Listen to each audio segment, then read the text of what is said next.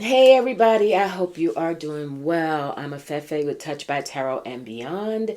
I'm here to do a political reading today. For those of you who know me, may be familiar with my channel, I do a lot of readings around the new moon, full moon, astrology, personal growth, empowerment, that sort of thing. But I am also a former newspaper journalist, so I'd like to dip my toe into politics, and stay aware on that front as well and share that with you. And go to spirit on some issues of which there are no shortage these days, right? Okay, I want to talk to you today, taping this on Monday morning, October 4th. We have day before Super Tuesday. Not going to talk about that today. Going to be interesting, although we all know what's about to happen in terms of Trump being, taking it the rest of the way. Right on to DC, who, I'm not necessarily a fan of Nikki Haley, but at least she can score one in her column for having beat Trump in the DC primary. But again, we know what road that all this is leading to. So, but I do want to talk to you all about the meeting that's going to take place today between Israel's defense cabinet member Benny Gantz and Kamala Harris, someone else, a few other people, bigwigs in DC, Security Council head, can't think of his name right now, sorry about that. But really interesting dynamics taking place between Gantz and Netanyahu, who apparently is pissed off that all of this was done, clearly without his approval and say so, and he did not. I don't know how much this actually really caught him off guard, but the scuttlebutt is he is livid that Benny Gantz has made this move. I'm wondering, I want to go to spirit and see what's going to happen in terms of that relationship and that dynamic, because when he gets back home, when Gantz gets back home, there's going to be some interesting energy headed his way. And I'm also wondering if, Netanyahu, we have heard there are many Israelis now who are saying, we don't like what is happening. We oppose the way things are happening with the war on Gaza, all of these killings. We don't like it. It is not what we stand for even. And Netanyahu is, with this far right extremism and going further and further in that direction, even, a lot of Israelis are apparently starting to speak up and say, this is not us. And as Americans, I know many of us can relate to that, because so much of what has happened in our government, especially as regards to the Trump administration when they were in office and ain't happening again, we felt like, the American populace was like, look, what's happening around the world right now, it does not reflect who we are or what we really stand for. So I can appreciate that sentiment from the Israelis who are speaking out at this time.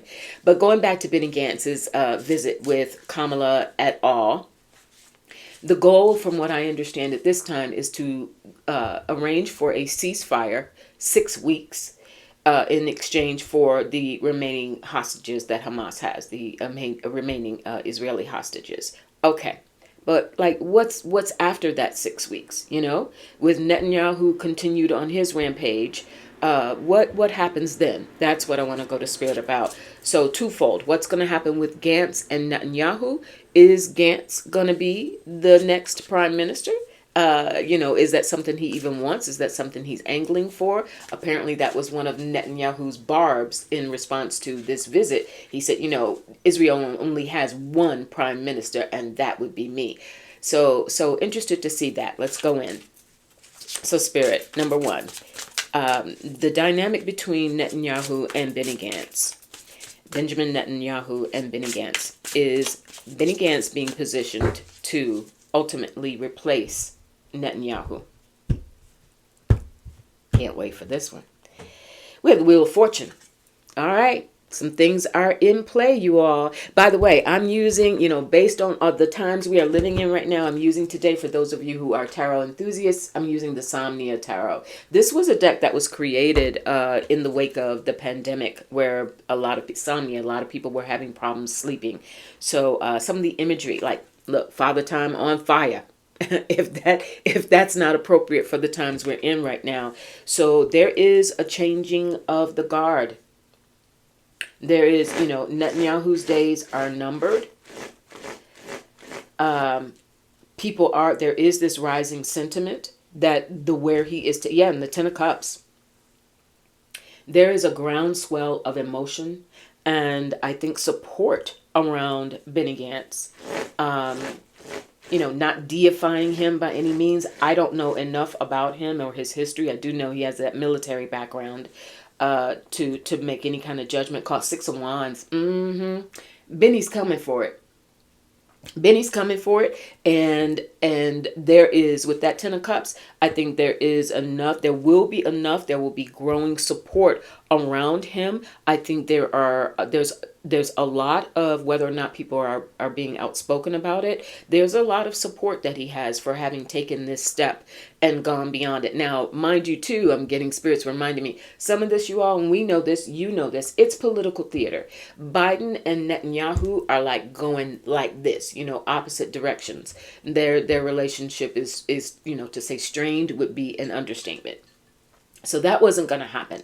But and Biden was not going to meet with Benny Gantz. That, in the pecking order and how things work, that wasn't going to happen. So I do think some of this is political theater. Some of this is something had to be done. The U.S. could not continue to sit back. And on the one hand, let's face it, you're supplying aid to Israel, which is committing all of these atrocities to the Palestinians. We're talking about famine. You all have heard the news. So on the one hand, we've got that happening, and on the other hand, we've got this groundswell of concern around Biden's reelectability among Muslims, Arabs, among Blacks and Latinos, for that matter, who also feel some sort of kinship and relationship to what is happening to Palestinians at this time, right? So there's a mixed bag here, and something had to be done. I would not be surprised. Spirit, was Benny Gantz, was it the U.S. that approached Benny Gantz first and invited him here? Was it Kamala's camp, or somehow was this prompted by the U.S. for him to visit? Ace of Wands, 150 friggin' percent, you all. 150%. So this was our doing. Gantz didn't just jump up one day and say, guess where I'm about to go. This was put in place because the U.S. has to do something to show that they are trying to move the needle and get this ceasefire in Gaza. Now, the second part of that question is, what happens after the 6 weeks? Under the assumption that, in fact, a deal will be worked out, there will be a ceasefire at least for 6 weeks. What happens after that?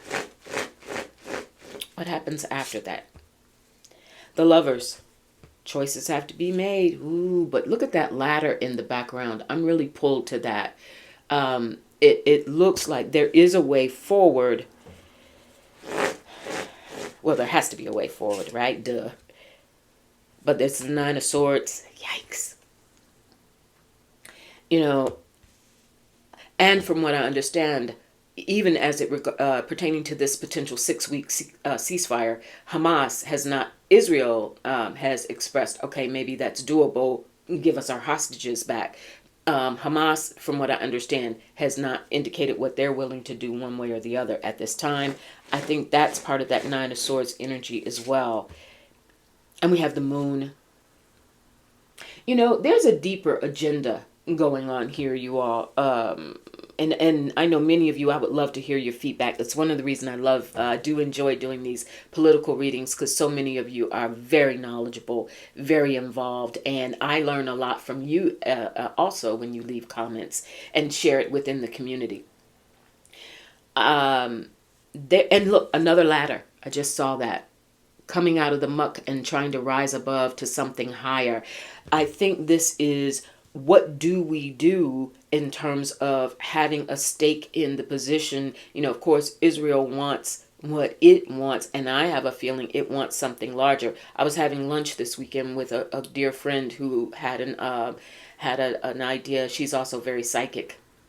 And she saw a vision, a long-term vision of the land, that all of this destruction in Gaza is happening because there's a long-range plan to, rebuild it and replace. Talk about a replacement theory, that there's an idea that there's this, there's this larger scheme underway to actually take over that land. We'll see. I didn't argue. um, and the high priestess, yeah, there's a lot of cloak and dagger stuff going on around that in terms of, again, what's going to happen after that ceasefire is up. I don't see here anything that indicates going back into a wholesale destruction, killing, what now is being termed genocide. I don't think that it's going to go back to that, but it ain't over. There is a larger agenda in place here. There is a desire to want that land and to want to reinforce security by virtue of what types of people occupy that land. And so by completely destroying it, I mean, you think about it at this time, what would it take to even rebuild Gaza and these areas that have been just demolished? Not even talking about the tremendous loss of life, children, we know the majority of whom are children and women. How do you even, if everything ended today, how do they pick up the pieces and begin to rebuild?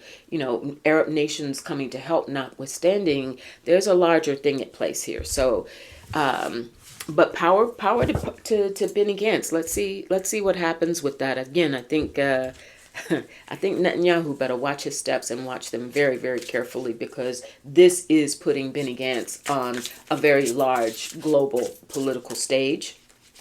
And I don't think we're going to see him step off that stage anytime soon. We'll see what happens. All right. And, kudos, while I said that, kudos to Kamala Harris. She apparently took an opportunity while making a speech celebrating Alabama, commemorating the Pettus Bridge blacks protesting who were killed, also because they were protesting their right to vote. She went to do a commemoration speech, and during that speech was when she spoke out in reference to Gaza and the need to stop the killing and the need to find, to reach a ceasefire agreement.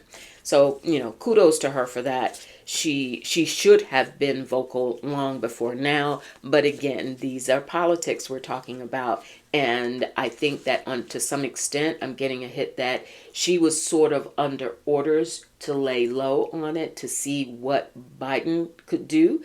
And we know that Biden came out last week and said, this is going to be in place. We're going to have a ceasefire in place by Monday, meaning today, October 4th. Turn around, 5 seconds later and had to say, oops, maybe not. We'll see how the timing of that works out. And then I think Kamala was given the orders. Okay, we got to get this going. Get somebody from there, get Benny on a plane and let's get some momentum going here. All right, so moving on. Talking about Biden. We know that this week Biden has, on Thursday, he has his State of the Union address. First and foremost, you all, let us take a moment and pray that the man, give him a vitamin B shot, give him some ginkgo biloba, give him some gotu kola, give him whatever he needs for memory enhancement, rehearsing him. Just please let him be at his best in his speech, in his memorization, in his ability to deliver forcefully, because so very much is at stake, and we know what kind of scrutiny every single syllable he utters is going to be under. So let us please let that man be at his best. Let him get whatever he needs, vitamin supplements to energize him, have him sharp, on point, and ready to go. But that State of the Union, SNL did a skit, and all's fair in comedy. But they went on to Biden about his age. It's, some interesting little pieces there. But the age is an issue. It's not going away. But more so than that, I want to know. I'm going to Spirit to see two areas that we all know Biden is really being challenged by at this point. One is Trump's base very much is, we've said it, we know about this. More, college educated folks tend to veer away from him. They feel like his policies are despicable and he's destroying the Republican Party. No argument here.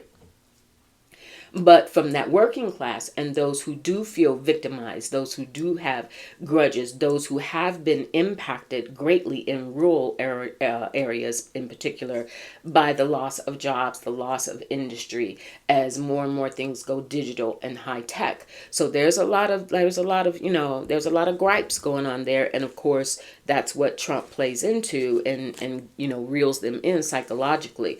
Fact is that when we talk about Bidenomics, and we know he's going to highlight this, or we hope he will, when we talk about Bidenomics, Biden has put things in place. He came out, remember the UAW, United Auto Workers Union?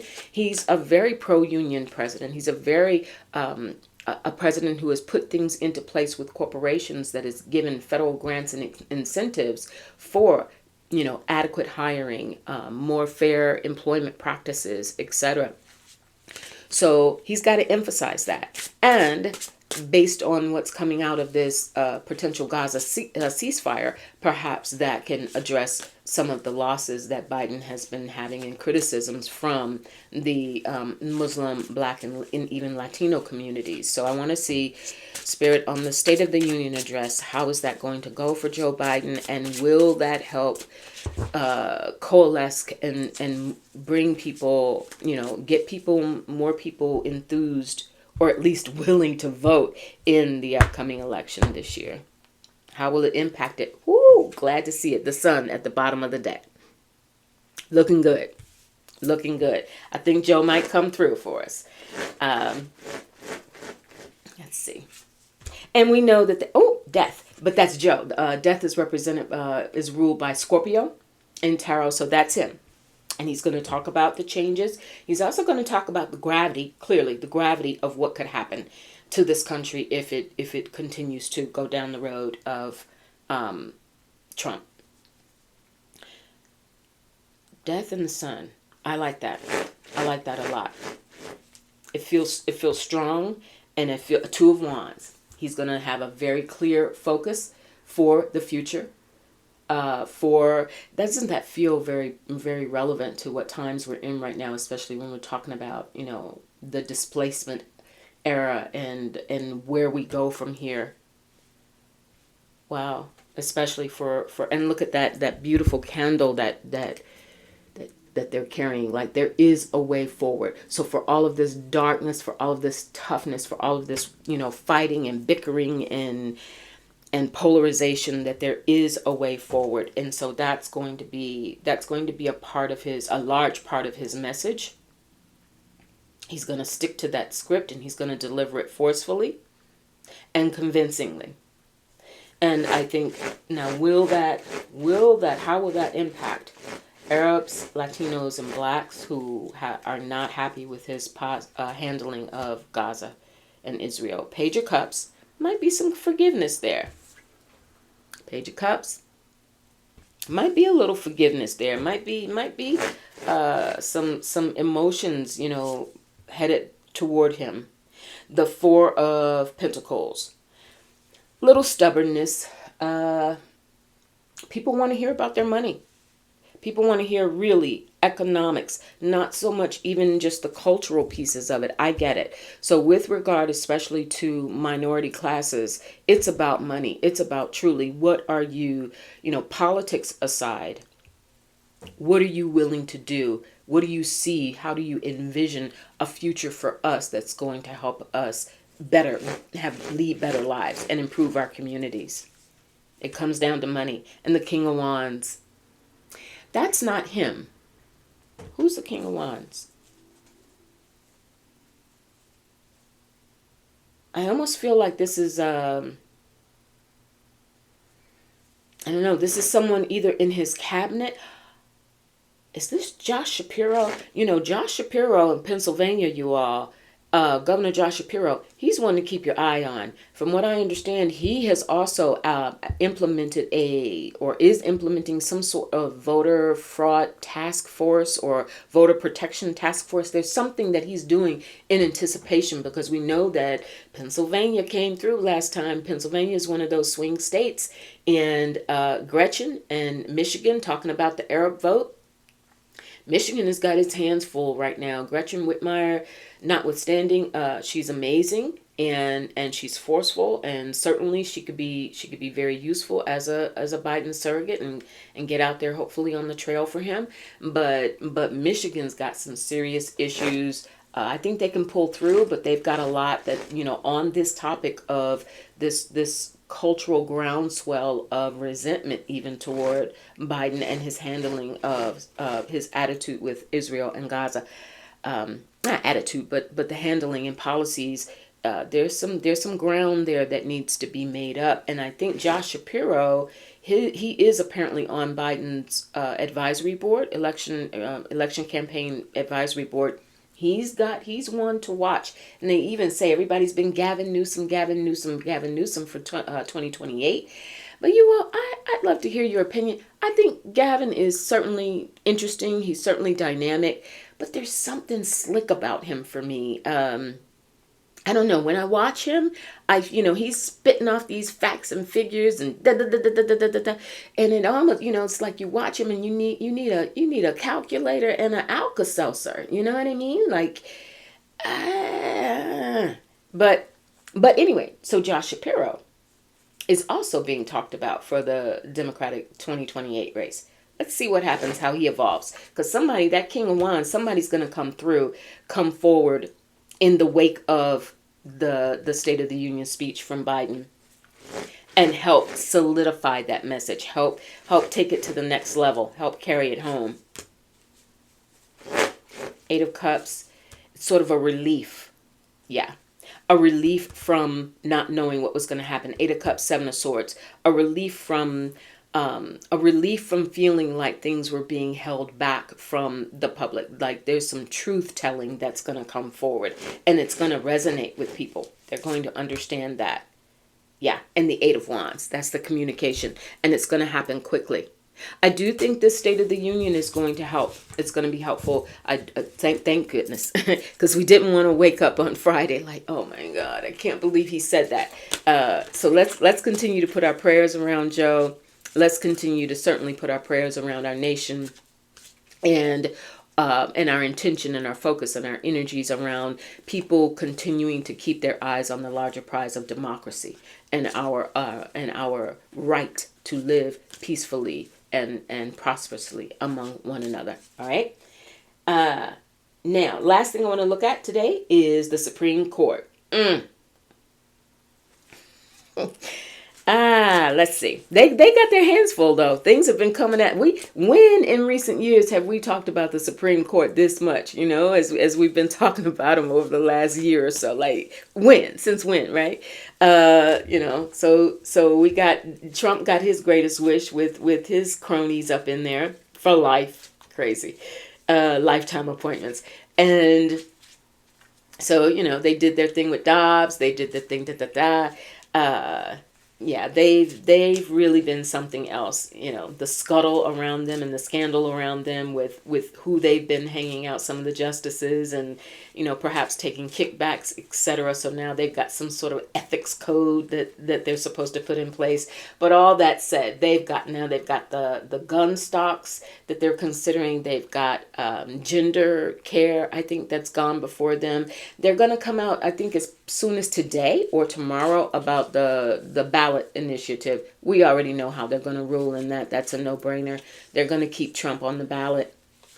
But as this decision to delay the hearings on the Trump immunity claims in Jack Smith's case feels very funky to a lot of us, because on other things that they have chosen to move quickly on, there was a lot of talk this weekend on many of the news shows about how quickly they moved in the Gore-Bush matter.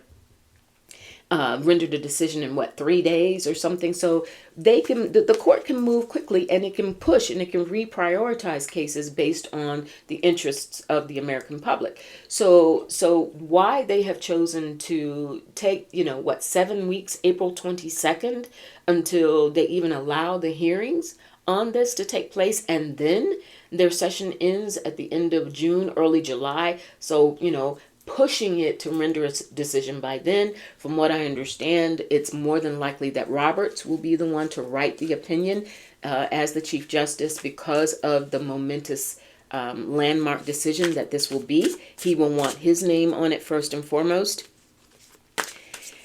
However, so assuming that they do the right thing, and the whole idea that the premise of this, that from their perspective, the question that they've put forth for the arguments to be made in court are, did Trump act in his official capacity as president? Not whether a president technically is immune to from criminal prosecution according to the Constitution, but whether in this instance Donald Trump was acting in his official capacity as president when he made the phone call and said, yo, I need about 11,000 and some change votes to go my way. Do what you can. Like, wow. It's mind blowing, right? But anyway, so they're going to render this decision, hopefully, at the end of the term, which then means the predictions are that Jack Smith's trial would not start until September or October, in the weeks leading to the actual election. Will that somehow run in Trump's favor is what I'm wondering, because of course, he's going to hoop and holler and scream that rather than being on the campaign trail, he's being tied up in court in the weeks leading up to the trial. Five of Cups. Yeah, he's boo-hoo, boo-hoo, boo-hoo. I'm such a victim. Can you believe they're doing this to me? And if they do this to me, you know what they'll do to you. That's one of his favorite psychological tools. And again, you got people out there that are losing jobs, who don't really feel good about their lives at this point in time, and they misery loves company. We have the 10 of coins.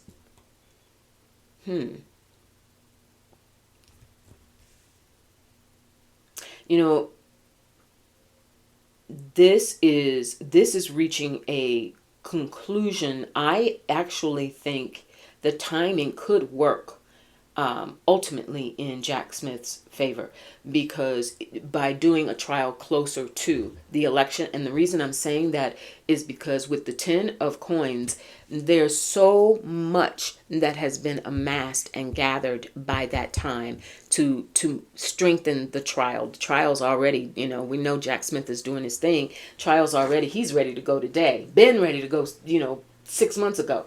But by that time, there will have been so much amassed. And the 9 of Cups. Yep, we're going to get what we wished for. This will not hurt. Somehow, some way, I don't even understand, but Spirit is giving me somehow, some way, the Supreme Court is playing into democracy's hands. Of the 7 of Pentacles. So that's them, taking their time to make the assessment. And the Empress. There's, I feel like that's some of the feminine justices on the court who are going to help this go the way that it should. And the Knight of Cups. It's definitely the younger element, and the 10 of Cups as well. Yeah, I don't believe, I know it's going to be, we believe it's going to be a split decision. It is, but it will not stand. He will not be considered, the presidential office of the United States will not be considered immune from criminal prosecution. Boom. The extent to which that galvanizes the MAGA base or Trump supporters to come out even stronger for him, I actually think that's going to weaken, take some of the wind out of their sails. Even if they're angry about it, and even if they still have those grudges, etc., they feel like they're being replaced. All of those things that won't necessarily go away, but it is going to take some of the wind out of their sails. Because imagine if the Supreme Court came down with an opposite decision, that he was in fact immune from prosecution. Oh, all bets are off. They're lining up at the polls 2 days early or sending in their ballots. So yes, it's going to, and I've got the Strength card. Yes, it's actually, the timing of this is frustrating. It's extremely frustrating. We all feel that way. Certainly no one any more than Jack Smith. But somehow this timing from the Supreme Court is going to work in the benefit of those who want to see justice served. All right. All right, you all have a good one, and I'll talk to you really soon. Stay safe out there. Bye.